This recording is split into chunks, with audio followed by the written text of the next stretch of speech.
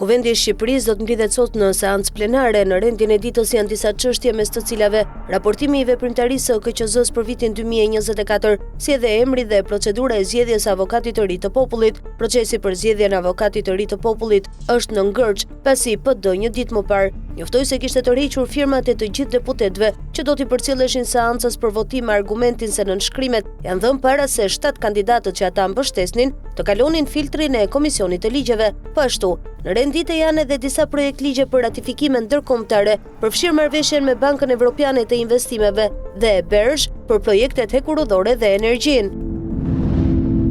Kreu i Kuvendit Niko Peleshi ka rrëzuar kërkesën e Partisë Demokratike për interpelancë me kryeministrin Edi Rama lidhur me çështjen e Belinda Ballukut. Sipas Peleshit nuk do të ketë interpelancë, për aq kohë sa gjykata kushtetuese nuk ka dalë me një vendim sa i takon padisë së qeverisë për shkarkimin e Ballukut. Pas këtij vendimi ka reaguar për kreu i grupit parlamentar të PD-s, Gazmend Bardhi, në foltoren e Kuvendit, që në nisje të fjalës së tij Bardhi kërkoi prezencën e Ramës në Kuvend, që ky i fundit të jap llogari për skandalin ku është përfshirë numri 2 i qeverisë. Ai tha se Rama duhet ishte marrë pandehur bashkë me Ballukun, pasi autori sipas tij i vjedhjeve për tunelin e Llogaras dhe të unazës së madhe është pikërisht kryeministri. Ndërkombëtarët kanë vënë në monitorim Këshillin e Lartë të Prokurorisë. Java që vjen do të jetë shumë e ngjeshur për anëtarët e këtij këshilli, pasi në datën 9 dhjetor do të zgjidhet kreu i ri i Byros së Hetimit dhe në datën 11 kreu i ri i SPAK. Për kreun e BKH është propozuar emri i Joni Ketës dhe pritet të mos ketë surpriza, ndërsa sa i takon kreut të SPAK janë në garë 4 emra: Adnan Xholi, Klodian Braho, Doloreza Musabelliu dhe Elvin Gogaj, që në shtator SBA-B dhe ambasadori gjerman kanë patur takime në KLP, pasi kanë dyshime se politika mund të ndërhyjë në proces. Takimet janë rikthyer dhe mesazhet kanë qenë të prera. Ambasada gjermane njofton se ambasadori Bergner është takuar me kryetaren e KLP Mirela Bogdani dhe një sër anëtarësh të Këshillit të Lartë të Prokurorisë. Ai nënvizoi rolin e rëndësishëm që KLP luan në ruajtjen e pavarësisë, integritetit, cilësisë dhe efikasitetit të prokurorive në Shqipëri.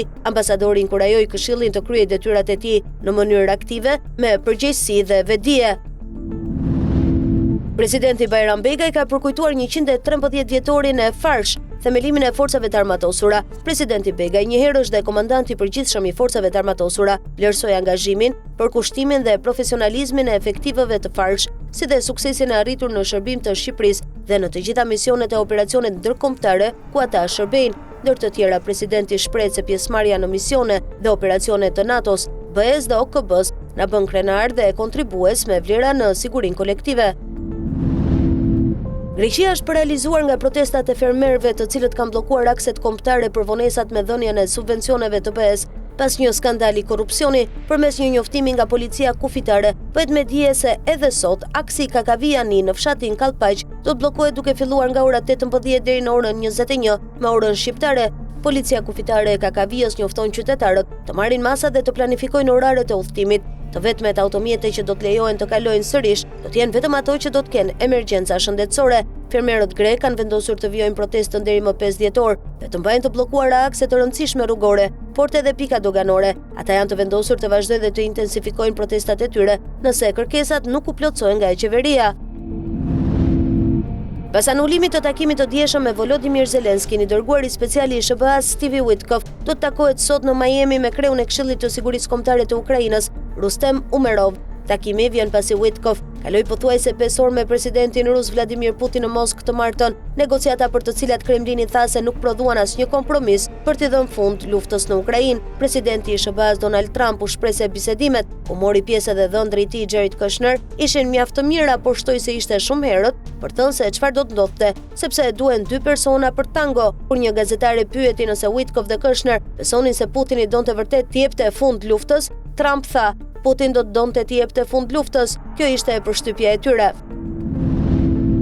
Bota e luksit dhe e modës e gjen veten përsëri në shënjestrën e prokurorisë së Milanos, e cila vazhdon hetimin e saj mbi shfrytëzimin e dyshuar të punëtorëve, i fundit prej të cilëve ishte Tod's. 13 marka janë në shqyrtim në hetimet e prokurorit Paolo Storari, nga Versace te Gucci, nga Prada tek Dolce Gabbana. Shkëlqimi i vitrinave të dyqaneve, për sosmëria e veshjeve ose këpucëve, nuk zbulon se kush qep në hije dhe hetuesit duan të kuptojnë pse mallrat nga marka kaq prestigjioze mund të gjenden në dhomat ku punëtorët përkuleshin duke qepur në kushte të ngjashme me skllavërinë. Inspektoriati i punës i karabinierëve ka lëshuar 13 urdhra për të dorëzuar dokumente sa më shumë shtëpive të modës që kanë dalë në dosjet mbi fabrikat klandestine kineze, si klient që u japin prodhimin kontraktorëve dhe nën-kontraktorëve që veprojnë në shkelje të ligjeve të punës dhe sigurisë. Këto përfshin Missoni, Ferragamo, Yves Saint Laurent, Givenchy, Pinko, Coccinelle, Adidas, Alexander McQueen Italia dhe Off-White Operating.